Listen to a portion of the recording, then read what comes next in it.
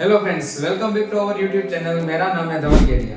Friends, इस channel पर हम सभी इंफॉर्मेटिव वीडियोस को शेयर करते हैं। आज के इस वीडियो में हमारे भारत के सुप्रसिद्ध और विख्यात मंदिर रामेश्वरम के बारे में मैं आपको जानकारी देने वाला हूँ। रामेश्वरम मंदिर का निर्माण कैसे हुआ, कहाँ पर स्थित है और रामेश्वरम मंदिर का इतिहास क्या है, इसके बारे में आज हम जानने वाले हैं। तो चलिए वीडियो को शुरू करते हैं। भारत में तमिलनाडु राज्य के श्रीरंगम डिस्ट्रिक्ट में रामेश्वरम मंदिर स्थित है। रामेश्वरम मंदिर 156 एकड़ में फैला हुआ भारत का सबसे बड़ा हिंदू मंदिर है। रामेश्वरम मंदिर भगवान शिव को समर्पित तीसरा सबसे बड़ा हिंदू मंदिर है। इस मंदिर के महत्व की बात करें तो ये मंदिर 12 ज्योतिर्लिंग और 4 धाम में से एक प्रसिद्ध मंदिर है। तमिलनाडु के इस मंदिर को रामेश्वरम नाम क्यों दिया गया, इसके बारे में अब हम बात करते हैं। इसके बारे में मुख्य 2 कथाएं प्रचलित है। भगवान राम ने जब रावण का वध किया था, तब ब्रह्म हत्या के पाप को दूर करने के लिए ऋषियों ने भगवान राम को शिव के लिंगम की स्थापना करके उनकी पूजा करने का उपदेश दिया था। तब भगवान राम ने हनुमान जी को कैलाश पर्वत से शिवलिंग लाने के लिए आदेश दिया, तो हनुमान जी को शिवलिंग लाने में बहुत ही वक्त लग गया। तब सीता जी ने अपने हाथों से शिवलिंग बनाकर वहां स्थापित किया। बाद में सीता जी और राम ने इस लिंगम की पूजा की, इसीलिए इस मंदिर को रामेश्वरम नाम दिया गया और इस लिंगम को रामलिंगम के नाम से जाना जाता है। बहुत समय बीतने के बाद हनुमान जी शिवलिंग लेकर आए, परंतु वह पहले ही शिवलिंग देखकर क्रोधित हो गए। तब श्री राम ने हनुमान जी द्वारा लाए गए शिवलिंग को रामलिंगम के पास स्थापित कर दिया और कहा कि इस शिवलिंग की पूजा सबसे पहले की जाएगी। तब से हनुमान जी द्वारा लाए गए शिवलिंग की पूजा सबसे पहले की जाती है। ऐसा भी माना जाता है कि श्री राम ने लंका पर आक्रमण करने की शुरुआत इसी समुद्र से सेतु निर्माण करके की थी। तब श्री राम ने शिव के आशीर्वचन पाए थे और सेतु का निर्माण किया था। तब से उस स्थान को सेतु बंध कहा जाता है। बाद में श्री राम और रावण के युद्ध के पश्चात श्रीलंका और भारत के लोगों द्वारा हमला न हो सके, ऐसी सुग्रीव का सुझाव लेकर श्री राम ने इस सेतु को तोड़ने का निर्णय लिया और श्री राम ने अपने धनुष से इस सेतु को तोड़ दिया। इसीलिए इस सेतु को धनुष कोटि के नाम से भी जाना जाता है।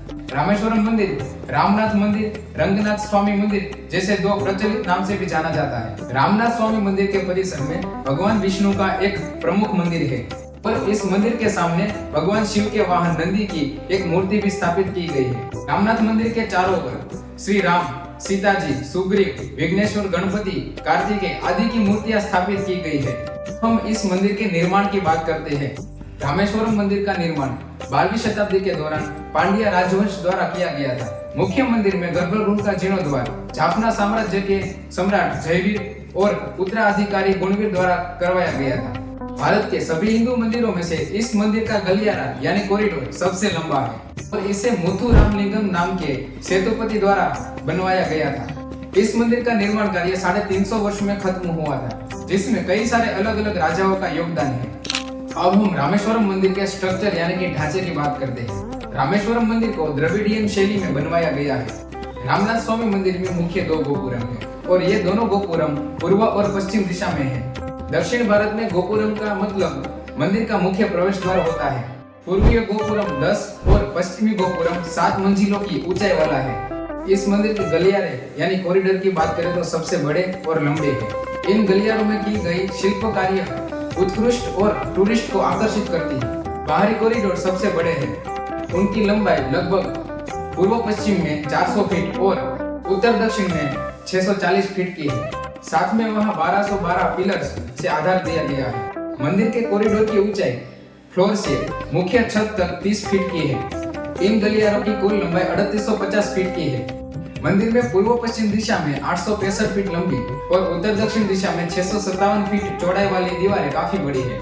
रामनाथ स्वामी मंदिर व्हाइट स्टोन से बनवाया गया है और उस पर उत्कृष्ट शिल्प कार्य किया गया है। सबसे ज्यादा प्रसिद्ध तीसरा कॉरिडोर है, जिसे मुथु रामलिंगम ने बनवाया था। मंदिर के मुख्य टावर यानी कि गोपुरम की ऊंचाई 53 मीटर्स की है। अब हम इस मंदिर में दर्शन करने के रिचुअल के बारे में बात करते हैं। सबसे पहले मुख्य मंदिर यानी कि पूर्वीय गोपुरम के सामने एक तट है, जिसे अग्नि तीर्थम कहा जाता है। उसमें स्नान करने के बाद गीले कपड़ों के साथ मुख्य मंदिर के परिसर में स्थित 22 कुंडों में स्नान करना होता है। ऐसी लोगों की श्रद्धा है कि 22 कुंडों में स्नान करने से शरीर के रोग और पाप दूर होते हैं। इन कुंडों को तीर्थम कहा जाता है, जो किसी न किसी भगवान को समर्पित है, जैसे कि अग्नि तीर्थम, सूर्य तीर्थम। इसके अलावा यमुना, चंद्रा और लक्ष्मण तीर्थम जैसे आदि तीर्थम यहाँ पर स्थित है। 22 कुंडों में स्नान करने के बाद मुख्य लिंगम के दर्शन करने का अवसर मिलता है। बाद में आप मंदिर के पश्चिमी गोपुरम से बाहर निकल सकते हैं।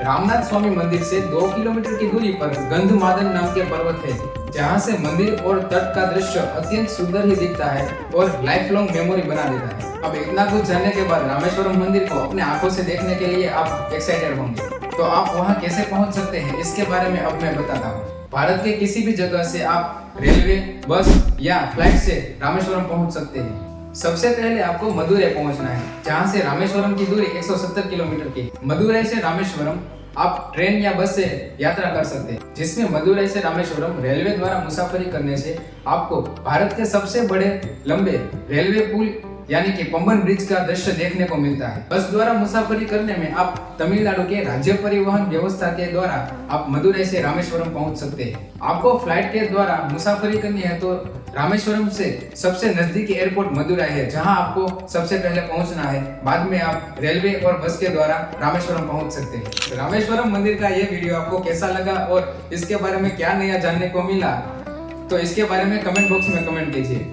और वहां जाने की प्लानिंग कर रहे हैं तो कमेंट करना मत भूलिएगा। तो फ्रेंड्स, आपको ये हमारी वीडियो अच्छी लगी हो तो लाइक कीजिए और अपने मित्रों को शेयर कीजिए और सब्सक्राइब करना मत भूलिएगा। अब हम मिलते हैं एक नए वीडियो में एक नई इन्फॉर्मेशन के साथ। जय हिंद, जय भारत।